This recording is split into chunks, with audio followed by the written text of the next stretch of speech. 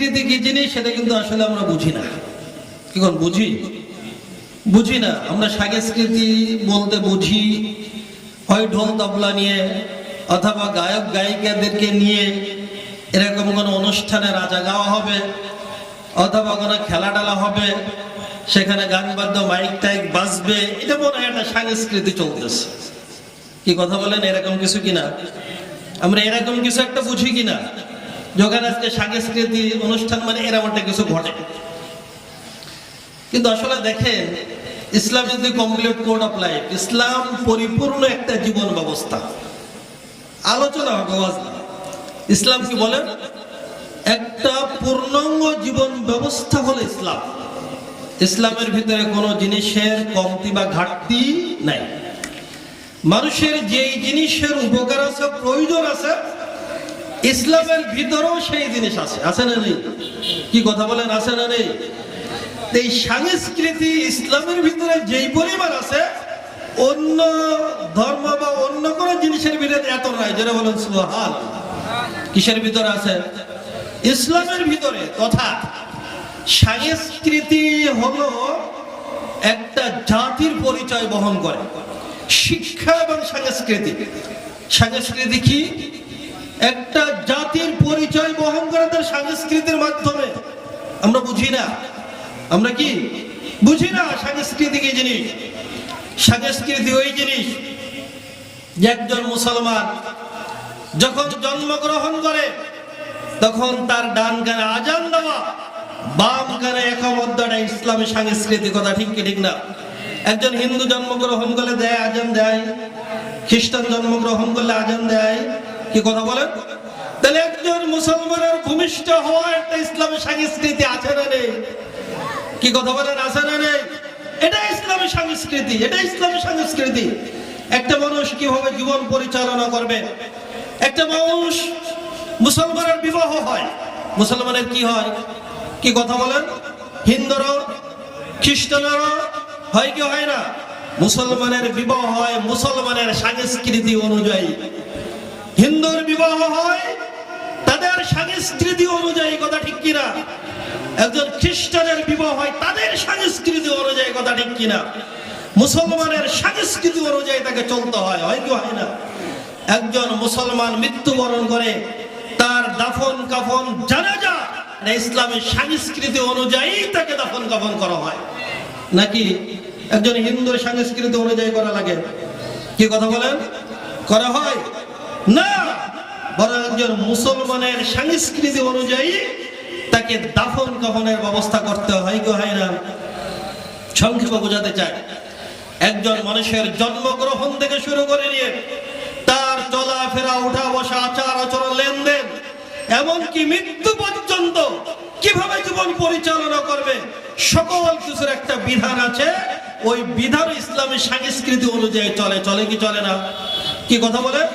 একজন মুসলমান আর একজন মুসলমানের সাথে সাক্ষাৎ হয়েছে, দেখা হয়েছে, বলেন ইসলামী সংস্কৃতি আছে না নেই? অভিবাদন আছে না নেই? কি বলতে হবে? কি বলতে হবে বলেন? আসসালামু আলাইকুম ওয়া রাহমাতুল্লাহ। এটা কি? এটা কি? এটা ইসলামী সংস্কৃতি। দেখা বলে সালাম দাও। এটা কি? এটা ইসলামী সংস্কৃতি। কি কথা বলেন? সংস্কৃতি চিনি না, সংস্কৃতি বুঝি না কি জিনিস। আজকে সংস্কৃতি বিলুপ্তের পথে চলে গেছে। আচ্ছা, জাতীয় ফুলের নাম কি? শাপলা। জাতীয় ফলের নাম কি? কাঁঠাল। জাতীয় মাছের নাম কি? ইলিশ। জাতীয় পোশাকের নাম কি বলেন? কোনটা? পাঞ্জাবি হলো বাংলাদেশের জাতীয় পোশাক। যারা বলেন সুবহানাল্লাহ। কি কি? কামিজ, জামা, পাঞ্জাবি, এটা হলো বাংলাদেশের জাতীয় পোশাক। কথা ঠিক কি ঠিক না? কিন্তু এই সংস্কৃতি আমরা বিলুপ্তির পথে। আমরা বিজাতীয় সংস্কৃতিকে ধারণ করছি, গ্রহণ করতেছি। করতেছি কি করতেছি না? একজন মানুষ কিভাবে চুল রাখবে, কিভাবে চলবে, কিভাবে পোশাক পরবে, কি জামা গায়ে দেবে, কি স্টাইলে কথা বলবে, সালাম করবে, সালামের পরে থেকে মুসাফা করতে হবে, মুসাফাই খানদানা মুয়ানাকা পর্যন্ত, এটা ইসলামের সংস্কৃতির ভিতর আছে না নেই? কি কথা বলেন, আছে না নেই? আজকে সালাম তো শুদ্ধ করে আমরা দিতেও জানি না। জানি না সালামটাও শুদ্ধ করে দিতে হবে, তাও জানি না।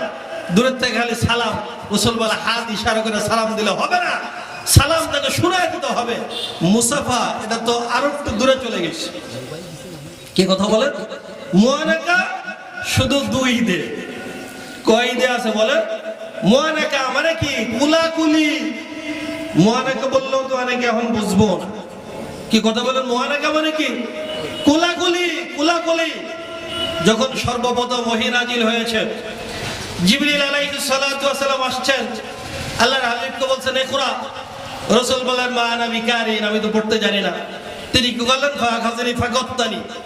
রাসূল বলেন জিবরিল আলাইহিস সালাতু ওয়াস সালাম আমাকে ধরলেন, ধরে বুকের সাথে বুক মেশে একটা চাপ দিলেন। কি করলেন? মুআনাকা করলেন। কি করলেন বলেন? মুআনাকা করলেন। কে? হযরতে জিবরিল আলাইহিস সালাতু ওয়াস সালাম। কার সাথে? বিশ্বনবী জনাবে মুহাম্মদ রাসূলুল্লাহ সাল্লাল্লাহু আলাইহি সাল্লাতু ওয়াস সাল্লামের সাথে মুআনাকা করলেন।